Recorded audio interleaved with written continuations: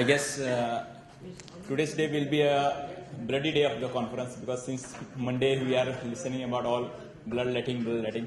So my topic also deals with the bloodletting therapy in Ayurveda.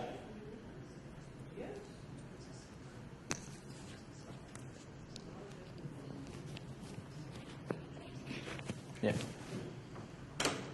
So as we know, Ayurveda, as the name suggests, it is a science of life. Ayu means science, life, and Veda means science. So basically, like how in Chinese medicine we have yin and yang theory like energy. So we interpret any disease in terms of three humors or three doshas, namely Vata, Pitta, and Kapha. So in brief, I will tell you about basic about the Ayurveda. Vata means whatever the movement takes place in our body, for example, circulation, nervous conduction. So that energy is known as Vata. Whereas Pitta is whatever that convergence or transformation takes place. For example, the food which we eat, which converts into our body tissues, that energy is known as Pitta. And now the energy is there, transformation takes place, some body structures have been developed. So they should be kept in a position, or they should be kept together by a binding force, and that force is known as Kapha.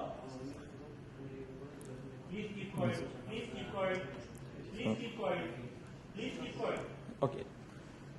So whenever this Vata, Pitta and Kapha, when they are in harmony or they are in equilibrium, they will provide us good health. But when there is some imbalance between these three energies, then it will produce disease. And when there is any disease, we need to bring these doshas in equilibrium. And to bring these doshas in equilibrium, Ayurveda advocates a procedure that is known as Panchakarma, that is 5 purificatory procedures, namely Vaman, Virechan, Basti, Nasya and Raktamokshana.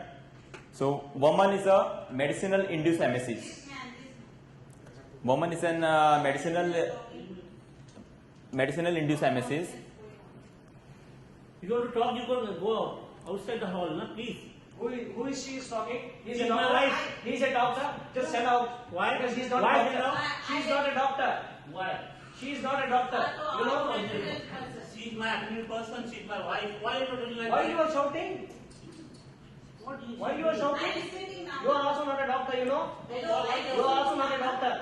I know very well about it. Just wait. I know very well about it. Just wait. I know very well about it. I know very well. What do you do? Why you shouting? Why you shouting on me? You want to talk? Please, we are in a conference. Who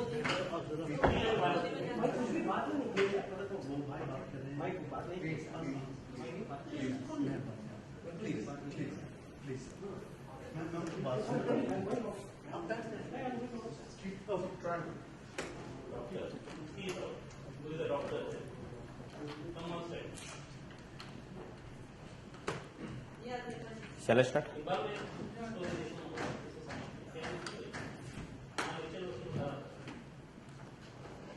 So basically these are 5 procedures, purificatory procedures, that is Vaman, Virechan, Basti, Nasya and Raktamokshana.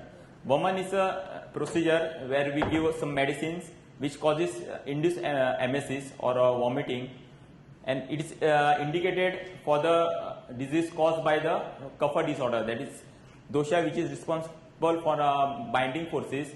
For the to remove that imbalanced dosha, Vaman is indicated, and especially diseases like bronchial asthma, diabetes mellitus, various skin disorders like psoriasis or eczema, like, or any disease where there is any secretions like that. To treat that, we advocate Vaman. Whereas Virechan is the procedure where we give medicines, we induce purgation, that is laxative, and it is indicated in disease which is caused by Pitta origin or imbalance of Pitta dosha, like disease like mostly jaundice, liver disorders, or various skin disorders like psoriasis, leprosy. Even in strokes also, we give Virechan also, this therapy is advocated. Basti is commonly used procedure in Ayurveda, and it is used to counteract Vata, that is energy which is responsible for movements. And the disease like osteoarthritis, rheumatoid arthritis, even all the musculoskeletal disorders, whereas and also neurological disorders. In this Basti is indicated. Nasya is used, that is nasal administration. Medicine is administered into nose, and it is used to treat all the disease that is occurring above jugular notch. That is, it includes all the ear, nose, throat, as well as ophthalmic disorders, and as well as cranial disorders also. And last is the Raktamokshana, that is bloodletting, which will I discuss in detail. So indications of bloodletting, as we know, Vaman Virechan Basti is used for Vat Pitta Kapha, and also some disease, as we discussed in previous session, it is due to some humor or abnormality in the blood. So we also interpret it as a Rakta Dushti, that is vitiation of blood. So the disease which are caused due to the vitiation of blood, in this Raktamokshana is indicated. Contraindications, like whenever there is generalized edema, this Raktamokshana is contraindicated. When a person, when we give appointment for this procedure after performing pre-operative procedures, and when the if person comes after having diet which is rich in sour, spicy, pungent and salty food, then at that time this procedure shouldn't be done. Then when person is suffering from Pandu, or it is called anemia, then when person is having hemorrhoids which is actively bleeding, at that time this procedure is contraindicated. Then one condition known as Udar, that is ascites, that is accumulation of fluid in the peritoneal cavity. In this condition, this procedure is contraindicated. And when person is suffering from the Raja eczema, it is also correlated with the tuberculosis, or it is a disease where person is totally emaciated. In this condition, it is contraindicated. And last contraindication is the edema in pregnancy. Types of Raktamokshana, one is Siravet, other is the Prachanna, that is giving superficial incision. Third is the Shrunga, that is applying animal horn and sucking the blood out. Fourth is the Jaloka leech therapy. And fifth is the Alabu, that is applying dry bitter gourd and sucking blood, and Gatti, that is mud pot. So this is last, this Alabu and Gatti is nothing but the grandfather of modern cupping, and even this animal horn.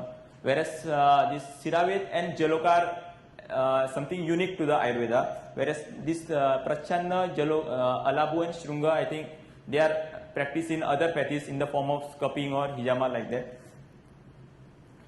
So this is the Prachanna, that is giving superficial incision on the skin. Jaloka is the leech application. Here is the Shrunga, this is Alabu and Siravet. Now coming to the Prachanna, that Prachanna is a superficial incision, and here guidelines is given regarding taking the incision. That incision should be not too on the superficial layer. It should be little bit deep into the skin, but not penetrating the deeper structures. And it should be in the direction of the body hairs, that is from top to down. And when you are performing this procedure on the joints, it should be parallel to the skin, but not to the perpendicular. This principle they must have advocated, because when we give incision, there will be a little bit of scar, and when there is scar on the joints, it may inhibit the mobility of the joints. So when we take incision parallel to the, as per the modern surgery, parallel to the line of Langerhans, there is minimum scarration, and these Langerhans lines are parallel to the skin. This Prachan Karma is also practiced in southern part of India. When a person have a snake bite, a tourniquet is tied, and it is that part is inside and blood is sucked out. This is used in many parts of India for the snake bite as a first aid. So this is the picture where we have performed this Prachan Karma on the person having a fine, like he was having actually the disease was none of the dermatologists were able to diagnose that disease, but we diagnosed in terms of as some pidaka, that is pustules formed due to the vitiation of blood, and we after giving him a medicated ghee for 3 days, that medicine was known as Panchatikthagruta, and that is olivation therapy, and on the 4th day we performed Prachanna, and after 1 week all these pidakas were gone. Then there is a Shrunga, that is applying animal horn. This procedure is simple. You take the incision, apply horn, and it is on the other end, either it can be sucked manually or you can attach that to the vacuum. It is nothing but one form of cupping. Then the Siravet, as the name suggests, Sira and Ved. In Sira in Sanskrit it is called as vein. It is not related to the artery. So it clearly indicates you should puncture vein, but shouldn't puncture any artery or any other tubular structure like ducts or any other tracts, etc. So this diagram explains the importance of the Siravedan. In our classics, it is mentioned that whenever after performing Vaman, Virechan, etc., all other procedures, when the disease is not subsiding, then it is indication that that disease is occurring due to the vitiation of blood, and that disease can be treated with the help of Siravet. So you can see Siravet having a more weight than other procedure. Now when to perform the Siravet,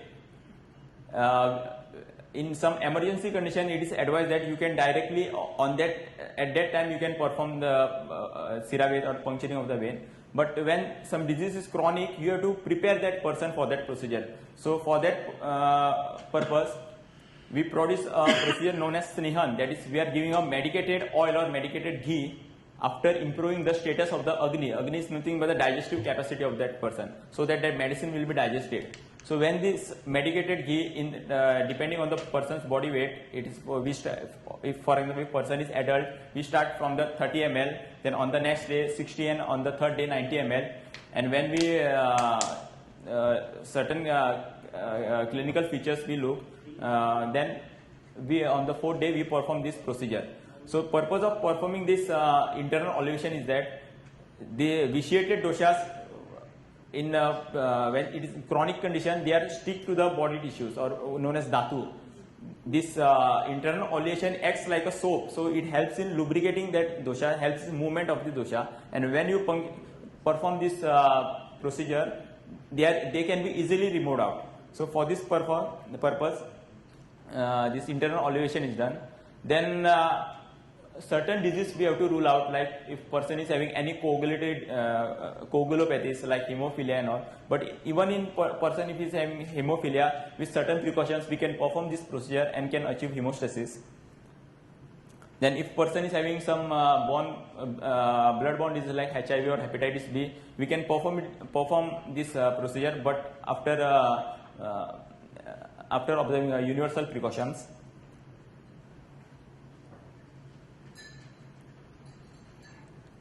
Now, time of the Siravet for if we are performing for achieving health, then it is advised that it should be performed in Sharat Ritu. That is, in India, Sharat Ritu comes in the month of October and November, which is also season for responsible for seasonal vitiation of Pitta dosha. So in this season, either Virechan can be given or this Raktamokshana can be performed. It shouldn't be performed in hot or extreme climatic conditions like hot summer or extreme rainy season, because one thing I observed once I performed this procedure in hot summer, and I observed the problem of coagulation, because increased temperature increases the clotting time. So because of this reason, in hot or extreme climatic condition, this procedure is contraindicated. Then specific indication of this Siravedan, it is indicated in Visarpa. Visarpa is a condition like herpes zoster or erysipelas. Then Kushta, that is various skin disorders. Vranashuta, that is cellulitis. Vidradi, that is abscess formation. Vatarakta, that is Vatarakta. In modern diagnosis, it is compared with the gout arthritis, and also some conditions like thromboangiitis obliterans, that is TAO, also known as Burgess disease. That disease also correlate with Vatarakta, where there is inflammation of the great toe, and person experiences severe pain, and that pain can be immediately relieved by just puncturing the vein above that great toe. Then Yakruta, that is hepatomegaly. The size of the hepatomegaly can be also, to some extent, it can be decreased by performing the Siravet from the right cubital fossa. Then in non-healing ulcers and also some tumors. Contraindication, it shouldn't be done in the following condition, like very young children and very old people. This is because in young children, their body tissues, that is dhatus, they are in developing form. And if we remove the blood, so it may hamper their growth. Also in very that is old patients, they may not tolerate this procedure, because in old age there is more catabolism, and when we are removing the blood, they may not tolerate, they may suffer from the even cardiac arrest also. So For that purpose, this is generally contraindicated, but specifically it is indicated by achieving some precautions. We can perform this procedure.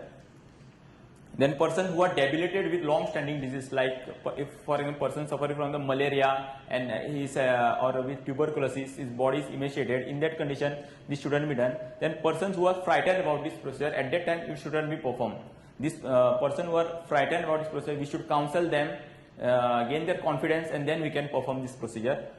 And the person who are exhausted, for example, person who has walked into your clinic after in a hot sunlight or from a long distance traveling, if he has not got a proper sleep, then at that time this procedure shouldn't be performed. Then person who are involved in excessive sexual intercourse, in those conditions we interpret as Shukra Dhatukshaya. In this condition also it is not contraindicated. And person who are undergoing this Panchakarma procedure, this Vaman, Virechan, Basti, after performing this procedure, immediately this procedure shouldn't be performed. Then other conditions like person who is suffering from insomnia and other condition where the sleep is disturbed, in that condition it shouldn't be performed. In pregnancy it is not advised. In clybia it is not advised, that is impotency. Whereas in person suffering from anemia and hemophilic, that is in hemophilia and Ayurveda it is called as Rakta Pitta, where blood doesn't coagulate easily. So in this condition it is contraindicated. The instrument used are ancient. I have given this ancient instrument mentioned in class 6, like Brihi Mukha Shastra. Brihi means barley, and the instrument which was designed, it was having shape of that barley, which is pointed and tapering at it. But nowadays we are using butterfly needle, which almost appears like that instrument.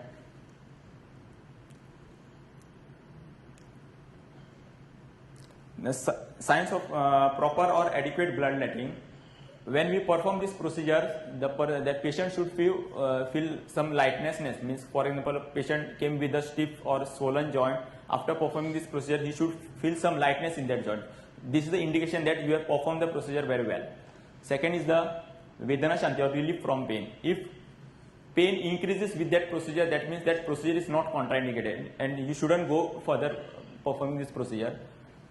Then whatever disease is present and for that disease, if you are advocating this procedure, that disease should subside rather than increasing. Then there should be a well-being psychologically also. And also after when your bloodletting, the hemostasis should be on its own without giving any medicine or without applying any pressure. But in some condition it is not observed, but excessive blood loss, then we should tie tourniquet or should apply some medicine for achieving hemostasis. And time when Shuddha Rakta, that is fresh blood is seen, at that time this procedure should be stopped. If over bloodletting is done, following condition we can see, that is person experiences severe headache and some sensation of heat in the head. Then also there is a blood of vision. Also person suffers from the glaucoma. Then also his vision changes. There is a loss of tissue, that is emaciation. Person also suffers from the convulsive disorder, that's called as akshepa. Also person experiences various burning sensation all over the body. Then person may even suffer from the stroke. Then sometimes if excessive blood loss is there, then he may also, the person may also experience hiccups. Also may suffer from the dyspnea or cough. And later stage it may develop into anemia. And if for example if we are given loose bandage and we discharge the patient, and on the way if there is bleeding is going on, then it may result in death also. Other method used is the Jaloka, which is widely practiced in, that is leech application, widely practiced in Ayurveda. It is called as Jaloka because the leeches lives in water and they love to live in water. That's why it is called as Jaloka. Jala means water. Acharya Sushrita in his book called as Sushri Sunita, he mentions two main varieties, that is toxic and poisonous and non-poisonous, and each having 6 classification. You can see the names there: Krishna, Karbuda, Alagarda, Samudrika. Luckily we don't have pictorial description, but they have given some but in I consulted many zoologists, but they are not identified on the basis of this ancient guidelines. But one which we use in our daily practice, it is we have identified this, and it is nothing but that first variety, that is Kapila. It is having a brownish back, whereas horizontal transverse lies on its back.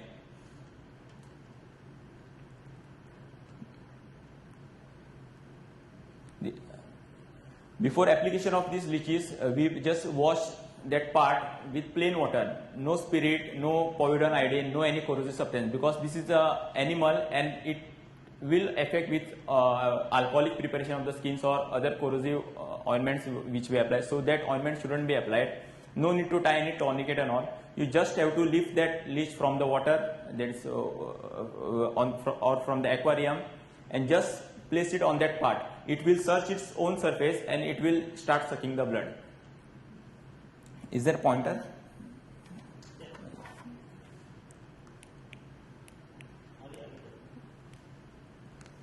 So how we should know that leech has started sucking the blood? You can see a slight elevation here. So that is just like a horseshoe elevation. When there is horseshoe elevation here, that means it has started sucking the blood, and you can see the peristaltic movement. I forgot to put a video in this. You can see that peristaltic movement, like movement of intestine, that it is sucking the blood. It means that when these features are observed, it indicates that leech has started sucking the blood. Sometimes what happens, it is an animal and it has some mood swings like that. It just sits like that for hours, and we predict that we assume that it is sucking the blood, but actually when we touch it, it just moved to the side, and there is no mark of any sucking. So these features should be watch out for the in the patients. This is the leech after blood sucking, and of course it increases in size. So Then you put it in salt water. no, in turmeric. I'll come to that. The mode of action of Raktamokshana. It is said that Agre Sarvati Dushtasram Kusumba Idapidika means first when we puncture, it will bring out the impure blood. Now impure blood means it is a vast concept. What do you mean by impure blood? It can be either deoxygenated blood or blood which is stagnant in the place due to some inflammatory condition or due to the venous insufficiency. Mostly we see in varicose vein, where varicose vein, the veins are incompetent or valves are incompetent to drain blood back to the heart. So the blood remains stagnant in that part. So it can be interpreted like that. Or other vitiated blood or dushta rakta means whenever there is some localized infection or trauma, cells secrete some inflammatory mediators like bradykinins, prostaglandins and afterwards when cell injury is there, lot of WBCs and other neutrophils, lymphocytes, they are pushed towards that side to control the infection. And due course of time, that blood is not drained back, or there is some due to some long-standing pathology that blood is not drained. So we can interpret that it is as a dushit rakta, dushta rakta. So when we just drain it out, either pain will subside or that swelling or inflammation is that it will get subside.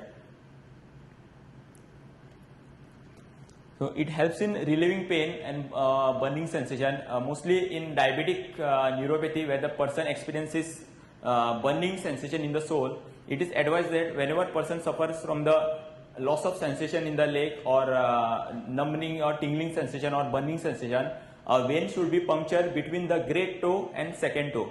Just 2 fingers above, for example, this is the toe, just 2 fingers above, the vein should be punctured. And we have seen these results. Immediately that burning sensation or loss of paresthesia or tingling sensation, it is relieved, and person can say that now I can feel or I can sense that I am wearing any chappal or boot. It reduces inflammation, also reduces localized infection, it restores sensation of the part, and also helps in healing of the ulcers. The preparatory process, as I discussed earlier, that is Snehan, Svedan. Snehan, nothing but an internal or external elevation. Even before performing Siravet, we apply oil on that part, give the hot water steam, apply hot water steam so that channels are, skin channels are dilated, and adequate blood can be drained out. Now this was the case which a person he just purchased a new shoe and he got a shoe bite, so he came with the inflammation. So as you can see,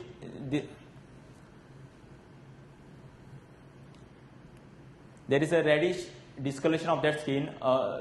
That foot is inflamed. So in our Ayurvedic diagnosis, we identified as a Vrana Shota. Vrana means wound and Shota means inflammation. And the stage is the Amavastha, that is, it is in tender stage.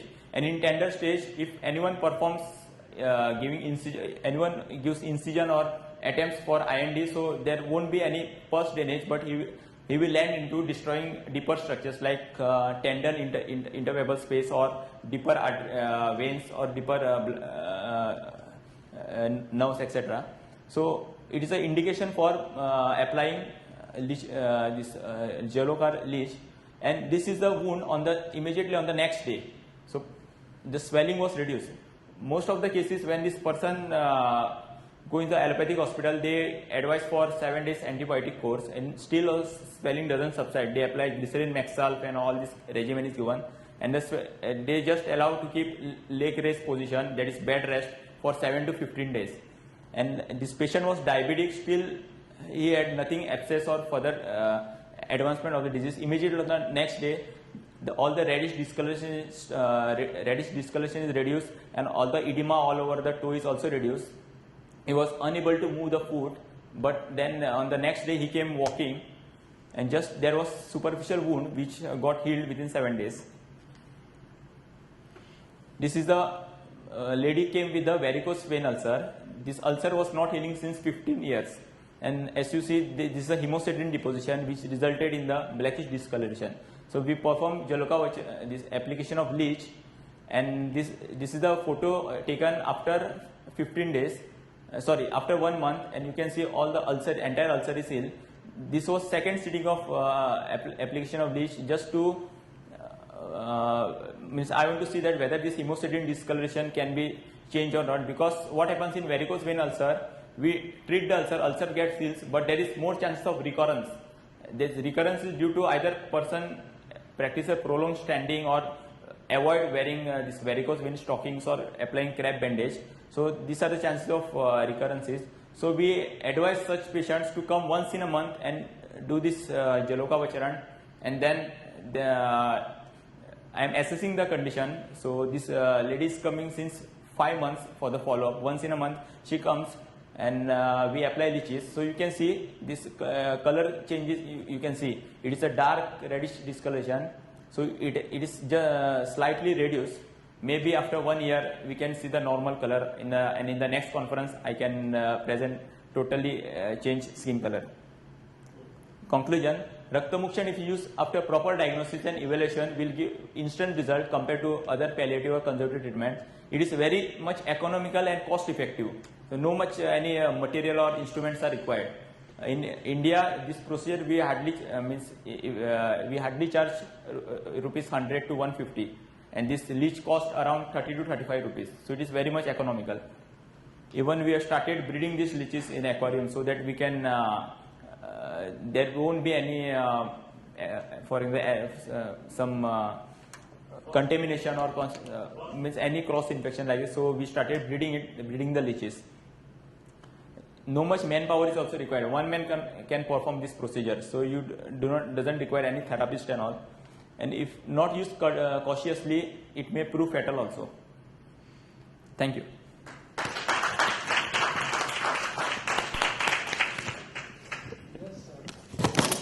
Questions? Yeah. Please.